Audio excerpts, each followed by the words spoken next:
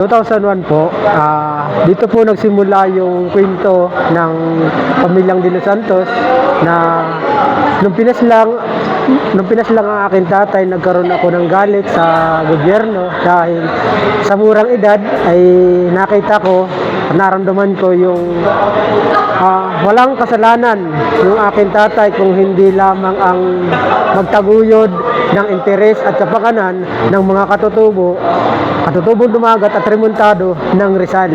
Siya ay General Secretary ng Maskada, Makabayang Samahan ng mga katutubong dumagat sa Rizal. Na kung saan ay siya yung nagtulak upang ako ay maging abante ang kamulatan. Umamot ako sa General Secretary ng Maskada at umabot pa sa pangregional yung balatik, bigkis at lakas ng mga katutubo sa Timog Katagalugan na kung saan ay nagpatuloy at hinamon ang sarili upang harapin ang mga hamon sa buhay at kinakaharap at suliranin ng mga katutubo ng rehiyon ng Timog Katagalugan na kung saan ay binibitbit namin ang iba't ibang panawagan ng mga katutubo sa rehiyon ng Timog Katagalugan na kung saan ay sila yung naghihinaing, humihiling ng mga karapatan sa lupang ninuno at sa sariling pagpapasya ng mga katutubo ng rehiyon ng Timog Katagalugan mula sa Palawan, Mindoro, Quezon at Rizal. Ang bitbit na panawagan ng mga katutubo ng rehiyon ng Timog Katagalugan ay igalang ang lupang ninuno at sa sariling pagpapasya. At dito ako nabihasa at nasanay upang tahakin ang armadong pakikibaka. Yung sinasabi namin na itaas ang antas ng pakikibaka ay doon pumunta sa kanayunan, humawak ng armas at ipagtanggol ng tuloy-tuloy ang aping mamamayan sa hanay ng mga katutubo.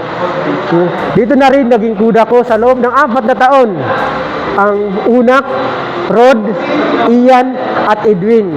Ako ay sumapi sa ilalim ng pamumuno ng Narciso Antaso Aramil Guman ng 2 taon at 2 taon din sa Cesar Batralio Guman na kung saan ay siyang kumikilos sa probinsya ng Laguna. At yan yung aking naging galawan noong mga panahong yon. At saksi ko rin sa aking pamamalagi sa hayag na pamamaraan, legal na gawain, ang lahat ng naging rehimen simula kay Gloria, kay Noynoy Aquino, kay Duterte hanggang sa ngayon. Pinalikuran ko ang gawain legal ay 2018 at nagsimula naman ako bilang isang bagong hukbong bayan at sinasabi itaas ang antas ng kamulatan at pakikibaka ng mamamayan.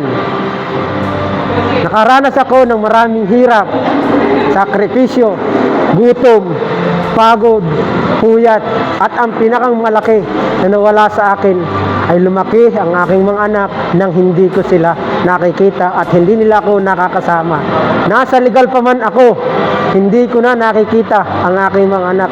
Kilala lamang ako ng aking mga anak ay sa cellphone.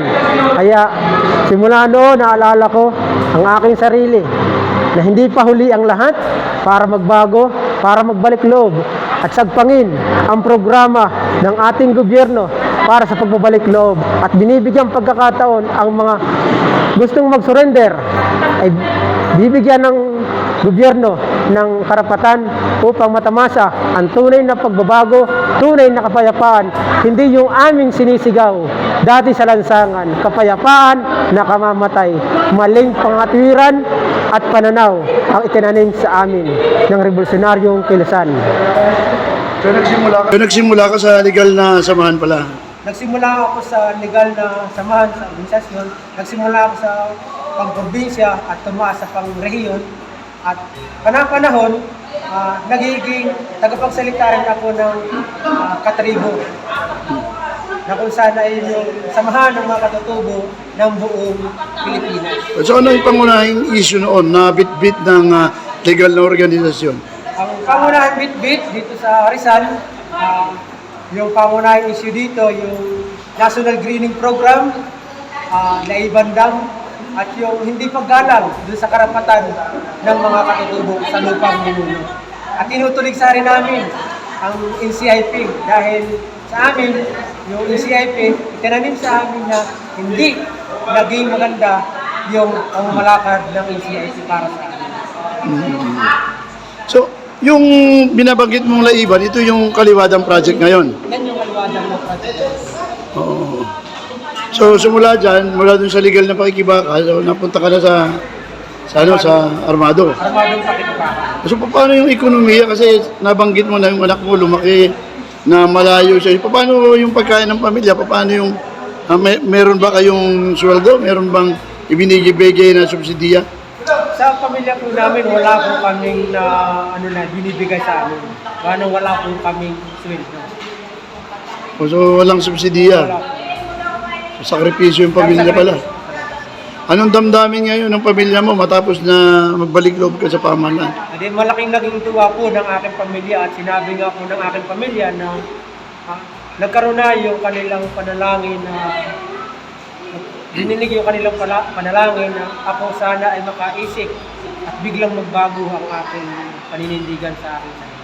Sa mga kabataan, sinasabi ko sa inyo, hindi masama ang ikay pangatwiran mo, ang iyong tama, pero kontrolin ninyo ang inyong sarili. Sana huwag kayong magdesisyon ng basta-basta. Isipin muna ninyong mabuti ang inyong bawat gagawin sa inyong buhay. Bata pa kayo, hindi pa huli ang lahat. Inyong pag-isipan, kayo ay magbago na. Yun ang aming mensahe sa mga kabataan. Para dun sa mga kasamahan niyo po dati, baka meron kayong mensahe. Mensahe ko sa mga nasa kanayunan pa, napapatuloy pa sa armadong pakikibaka. Bukas ang gobyerno para sa atin na tayo'y tulungan, magbago na tayo, magbalik loob na tayo. Huwag nating hintayin na matapos na lang ang buhay natin, mawalang saysay na lamang yung pinagpaaral sa atin ng ating magulang, na ginapang tayo sa hirap, tapos sa bandang huli, ito yung mararamdaman ng magulang natin. Kung tunay na mahal natin ang bayan, kung tunay na mahal natin ang ating magulang, gawin natin kung ano ang tama. Huwag tayong pumunta doon sa alam naman natin na ikakapahamak natin.